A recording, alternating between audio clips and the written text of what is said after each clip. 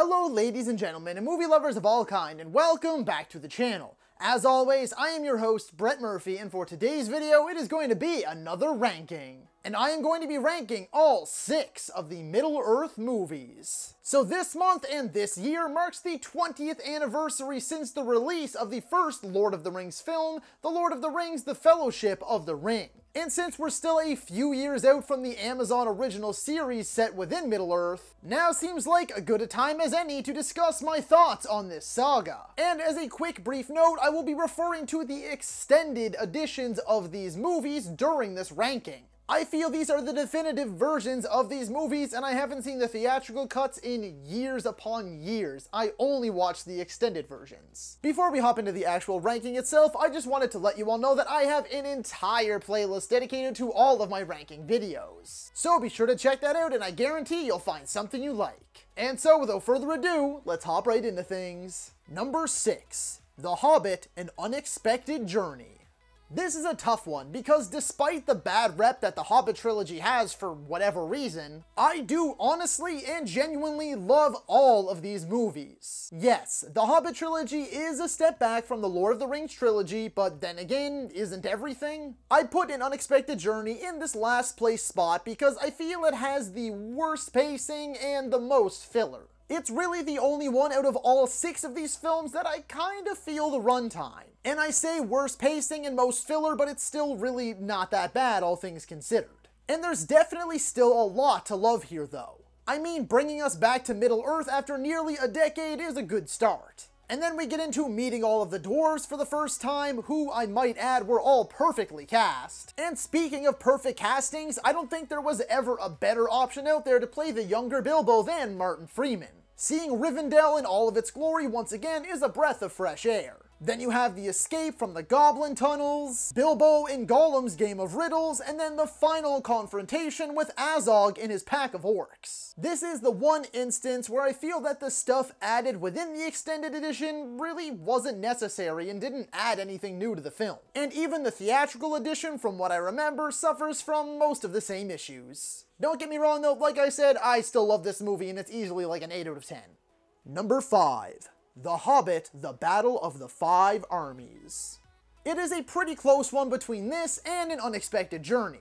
However, the more I've rewatched this one, the more I've grown to love the needlessly long, cartoonish, but undeniably epic final battle. Yes, I know the whole Smaug thing is done and over in like 5 to 10 minutes after we waited a year after the desolation of Smaug, and then it really slows down in the middle, but that end battle is just so damn enjoyable. And we lose a few of our main dwarves along the way, and it really does hurt and hits you right in the feels. Number 4.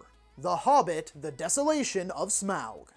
This one is easily the best of the Hobbit trilogy. I have nearly no flaws with it at all, aside from the general Hobbit trilogy stuff like the overuse of so-so CGI, lots of filler, and that weird kind of glow filter they have over all of these movies. But story-wise, I love it. I think it's got great pacing with the appropriate amount of action, downtime, character development, world expanding, and overall it just does a great job at always keeping you entertained.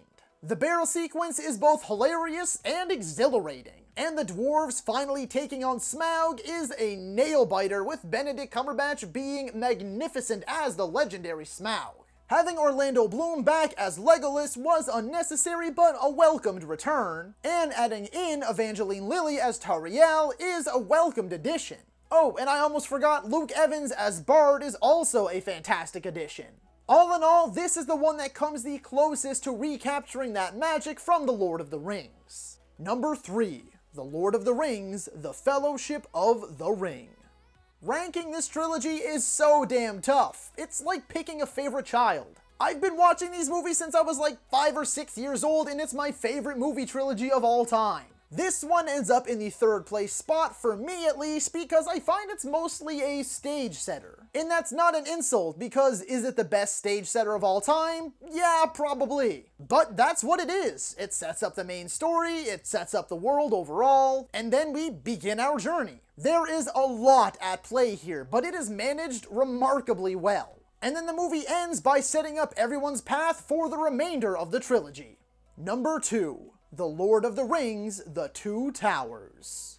The Battle of Helm's Deep. That's all I really need to say, right? It may not be the biggest battle of this franchise, but it is certainly the most atmospheric and memorable. It is a dark and gritty throwdown set at night and in the rain. With our heroes largely outnumbered, it doesn't get more dramatic than that. In all seriousness though, this movie does a brilliant job at bridging the gap between the first and third movies. It continues down the storylines that were set in the first. Frodo and Sam meet up with Gollum and eventually Boromir's brother and the other soldiers of Gondor. Merry and Pippin eventually escape the orcs and end up with the Ents to stage an all-out assault on Isengard, and our other trio of heroes make their way to Helm's Deep to keep the eye of Sauron and the armies of Mordor off of Frodo and Sam. And just like the first, it leaves everything in the perfect spot, setting the stage for the grand finale. Number 1, The Lord of the Rings, The Return of the King. If you look up the word epic, old school style in a dictionary or search it up online, there should be a picture of this movie poster right next to it. Because there isn't much else out there that can match the sheer size, scope, scale, and pure epicness of this finale. Despite the extended edition clocking in at over 4 hours long, it is unbelievably well paced. I mean, if the only common complaint for your over 4-hour movie is that it has one too many endings, then I think you're doing alright. This truly feels like a grand culmination of everything that we had been building towards. And I honestly love that we see where everyone ends up at the end of the story. I think to see all of those loose ends tied up is appropriate and rewarding. So in my eyes, this movie and this journey earns all of those endings. It is an action-packed, emotional, nail-biting, and all-around spectacular masterpiece. Yes, I said masterpiece. There is a reason that it went 11 wins for 11 nominations at the Oscars, including